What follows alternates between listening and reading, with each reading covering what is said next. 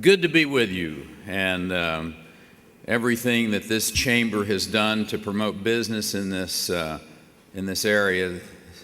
Senator Watson and I were just talking about when this all started, and I think you were the chairman of the chamber at that particular point in time, and you've done some great and good work for this city.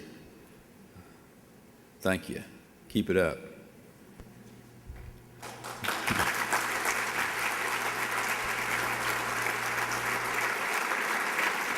You know, Forbes magazine singled Austin out as the top city in America of which to lead this country out of the recession.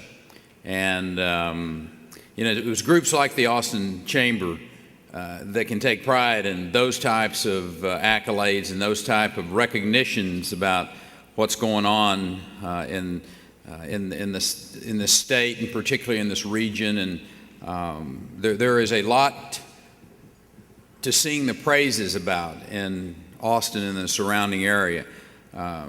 We have a relatively strong economy here. We got a lot to crow about when you look at how the rest of the country is being impacted. I tell people at the starting point of our success, Dr.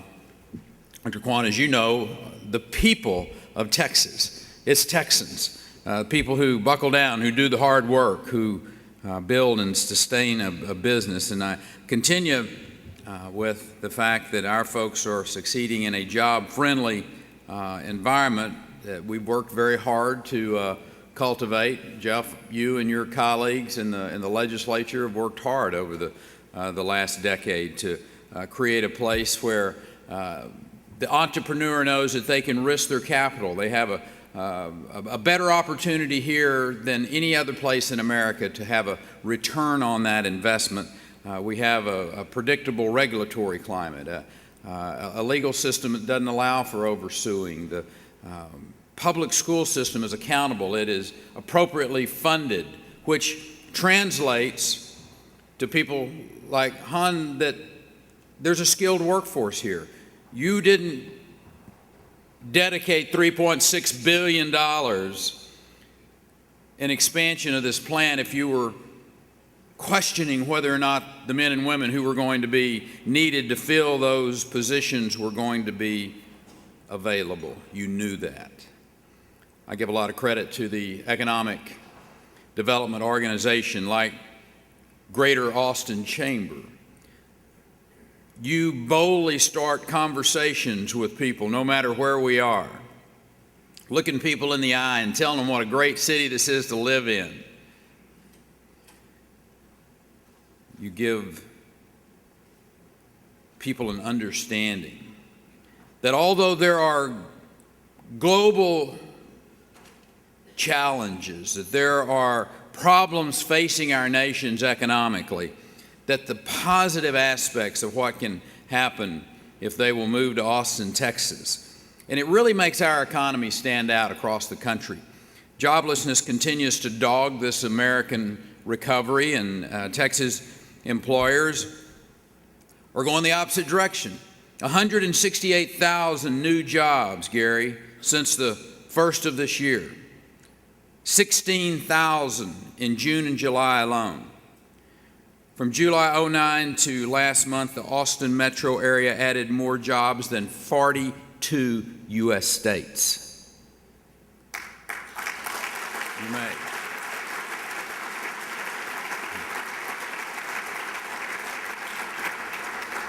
It's a big deal. It's a big deal, especially to those folks who started the year unemployed, who today have a job in the state of Texas, people who are drawing a paycheck, taking care of their family. It's a really big deal to them that you've created that type of climate in this state, that type of environment where people know that they can come and risk their capital, have a chance to get a good return on an investment. And our success, it inspires employers in other states, people who are seeking relief from high taxes and burdensome regulations, government interference, and it seems to be becoming more and more common across the country. It's companies like Samsung that have already figured out the Texas advantage. Those other companies are starting to relocate, investing more in creating jobs in this state. It was a real honor for me to be able to meet with Samsung's leadership during my recent visit to Asia. Barry and David Porter were both accompanying us to Seoul. We were warmly welcomed by the COO, Jay Lee, CEO, Jisung Chao. Having Han from Samsung's Austin team there kind of brought the whole group together, Han. I mean, it was an opportunity for us to reflect on the Texas success story. The fact of the matter is that a company with leadership like you have, cutting-edge scientists that they employ, it's a great fit with this high-tech community in Austin, Texas. Your plan to invest that $3.6 billion directly creating 500 high-paying jobs.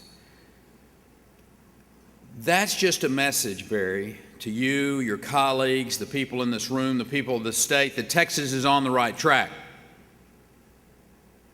We're reaping the benefits of years of wise policy decisions.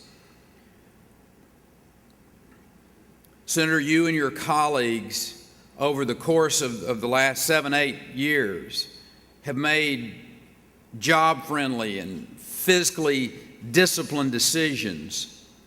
And the result of that are announcements like Samsung's.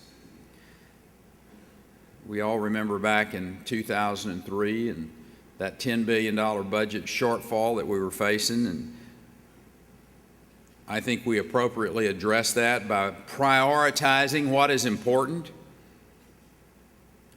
Even when they reduced spending by $10 billion during that 2003 legislative session, it doesn't get a lot of ink. But the fact of the matter is you put $1.8 billion more into public education. We understood that that was important for the growth of the state of Texas.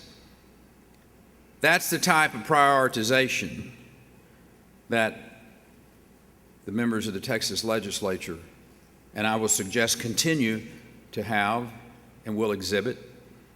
Their wisdom in identifying tools so that we could be more competitive, like the Texas Enterprise Fund. We put, $10.8 million of that fund in 2006 to encourage Samsung to make their previous expansion into Austin. We put $408 million total since the life of that fund has been in place, created more than 53,600 jobs and over $14.4 billion of capital investment, Pike. Under any critical view, that has been a great, great return on investment.